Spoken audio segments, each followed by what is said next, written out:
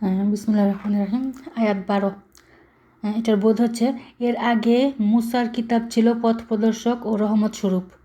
মুসার কিতাব মানে কি? মুসার কিতাব মানে এই কোরআনটাই একদম সৃষ্টির প্রথম থেকে আসতেছে।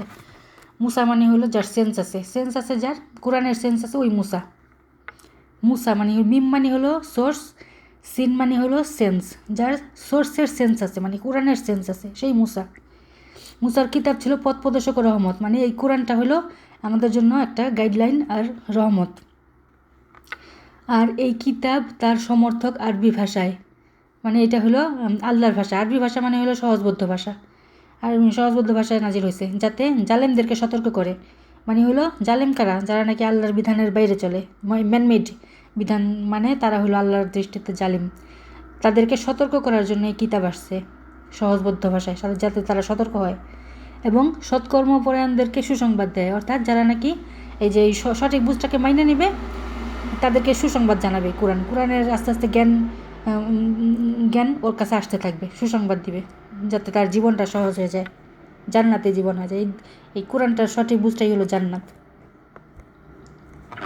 আরবি ভাষায় যাতে জালিমদেরকে সতর্ক করে এবং সৎকর্মপরায়ণদেরকে সুসংবাদ দেয়। ইন্নাল্লাযীনা ক্বালু রাব্বুনাল্লাহু সুম্মা ইসতাকামু ফালা খাউফুন আলাইহিম ওয়ালা হুম ইয়াহজানুন। নিশ্চয় যারা বলে আমাদের পালনকর্তা আল্লাহ, অতঃপর অবিচল থাকে, তাদের কোনো ভয় নেই এবং তারা চিন্তিত হবে না। হ্যাঁ, নিশ্চয়ই যারা বলে আমাদের পালনকর্তা আল্লাহ, মানে আমাদের পালনকর্তা মানে আল্লাহ, মানে হলো কোরআন। আমরা কোরআন মতো চলবো, কোরআনটাই আমাদের প্রতিপালন করবে। হ্যাঁ, নিশ্চয়ই যারা বলে আমাদের পালনকর্তা আল্লাহ, অথবা অবিচল থাকে, মানে এই কোরআনের বিধানের মধ্যেই অবিচল থাকে, অন্য বাইরে যায় না, তাদের কোনো ভয় নাই এবং তারা চিন্তিত হবে না। তাদের ভয় নাই, চিন্তা নাই, মানে ওই দুনিয়াতে যত কিছু চলতেছে এই যে কোরআন নিয়ে মতবিরোধ, এগুলো কিছুই থাকবে না তার, সে নিশ্চিন্ত হয়ে যাবে। অর্থাৎ সে সঠিক বুঝটা পেয়ে যাবে আর তার কোনো দরকার নেই মতভেদের।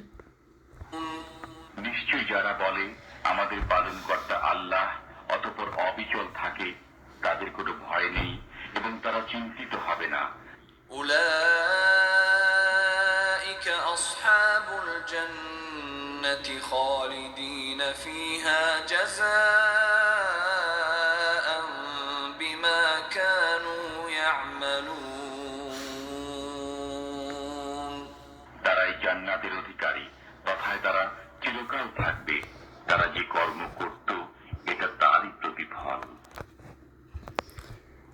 তারাই জান্নাতের অধিকারী। জান্নাত মানে হলো এই কোরআনের সঠিক বুঝটা, মানে তারাই হবে এই কোরআনের আসল জ্ঞানের অধিকারী। হ্যাঁ, তথায় তারা চিরকাল থাকবে, মানে আল্লাহ এই জ্ঞান তাদের আস্তে আস্তে বাড়াইতে থাকবে। তারা আর পথভ্রষ্ট হবে না, চিরকাল এই সঠিক জ্ঞানের মধ্যেই থাকবে যতদিন আছে বাচ্চা। তারা যে কর্ম করত এটা তারই প্রতিফল, মানে তারা যে এই যে কোরআন নিয়ে স্টাডি করতেছে, যে আসল জিনিসটা বোঝার চেষ্টা করতেছে, এটা হলো এরই প্রতিফল জান্নাত। তারাই হবে জান্নাতের অধিকারী, মানে হলো এই কোরআনের সঠিক বুঝের অধিকারী।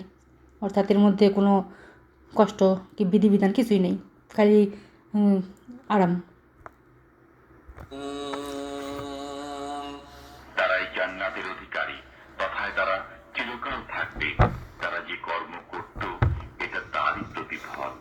ووصينا الإنسان بوالديه إحسانا حملته أمه كرها ووضعته كرها وحمله وفصاله 30 شهرا حتى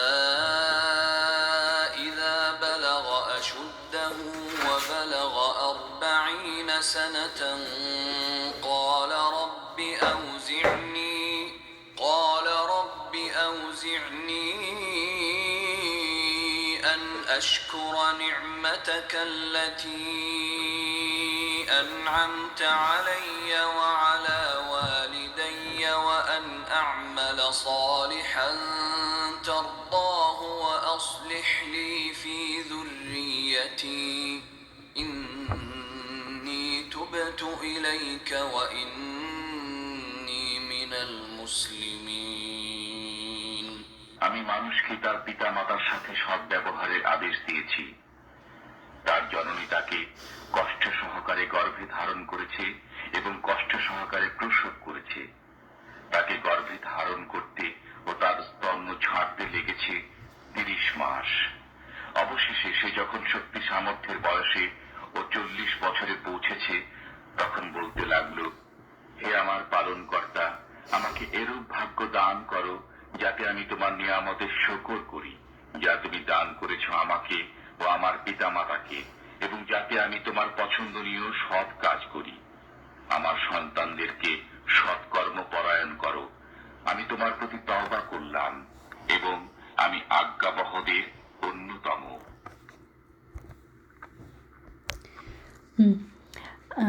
আমি মানুষকে তার পিতামাতার সাথে সদ্য ব্যবহারের আদেশ দিয়েছি। পিতামাতা মানে এখানে বুঝাইতে চাইছে যে আর কি যারা নাকি কোরআনের সঠিক বুঝটা মেনে নিছে তারা হলো পিতা ওয়ালি দাইয়া, মানে হলো পিতামাতা আর কি ট্রান্সলেট করছে। যারা আর কি কোরআনের সঠিক বুঝটার মধ্যে আসছে, তার জননী তাকে কষ্ট সহকারে গর্ভে ধারণ করেছে, মানে আল্লাহর থেকে আমরা আসছি সব। আল্লাহর একটা নফসের থেকে আমাদের সবাইকে বানাইছে। মানে আমাদের আল্লাহ বলছে যে আমি তোমাদের নাফসিন ওয়াহিদা দিন থেকে সৃষ্টি করছি, মানে আল্লাহর একটা নফস থেকে আমাদের সকলকে বানাইছে। হ্যাঁ, এটাকে এই যে গর্ভধারণ লেগছে আর কি, আমাদের সকলকে আল্লাহর নফস দিয়ে বানাইছে, মানে কোরআনের বিধিবিধান দিয়ে বানাইছে। কষ্ট সহকারে প্রসব করেছে, মানে আল্লাহ আমাদের এই কোরআনের জ্ঞান দিছে। তাকে গর্ভে ধারণ করতে তার স্তন্য চালাতে লেগেছে 30 মাস, মানে আল্লাহ আমাদের আস্তে আস্তে এই কোরআনের বুঝটা দিছে। অবশেষে সে যখন শক্তি সামর্থ্যে 40 বছর বয়সে পৌঁছেছে, মানে হলো যখন সে আর কি মোটামুটি আরবিটা বুঝতে পারছে, কোরআনটা বুঝতে পারছে, তখন সে বলতে লাগলো যে হে আমার পালনকর্তা, আমাকে এরূপ ভাগ্য দান করো যাতে আমি তোমার নিয়ামতের শুকর আদায় করি। মানে তার কাছে যখন আস্তে আস্তে আল্লাহ সঠিক বুঝটা পৌঁছাবে, তখন সে বলতেছে যে আল্লাহ তুমি আমাকে যে নিয়ামতটা দিচ্ছ আমি যেন এই শুকর করতে পারি, মানে হলো আমি যেন এই কোরআনটা নিয়ে এই শুকুর থাকি, মানে আর কোনো আশেপাশে ডান বামে ম্যানমেড হাদিসের কাছে না যাই। তুমি যা আমাকে দান করেছ, আমাকে ও আমার পিতামাতাকে, মানে তুমি আমাদেরকে যে কোরআনের সঠিক বুঝটা দান করছো আমাকে আর আমার অনুসারীদের, এবং যাতে আমি তোমার পছন্দনীয় সৎ কাজ করতে পারি, মানে কোরআনে যেগুলো আছে সেগুলোই আমরা শুধু মানি। আমার সন্তানদেরকে সৎকর্ম পরায়ণ করো, মানে হইলো আমার সাথে যারা ঈমান আনছে, মানে আল্লাহর এই সঠিক বুঝটায় যারা বিশ্বাসী হয়েছে, ওদেরকে তুমি তোমার পথে চালাও। আমি তোমার প্রতি তওবা করলাম, মানে তওবা মানে হলো ফিরে আসা, কোরআনে ফিরে আসা, এবং আমি আজ্ঞাবহদের অন্যতম, মানে আমি আল্লাহর এই কোরআনের প্রতি একমাত্র আত্মসমর্পণ করলাম।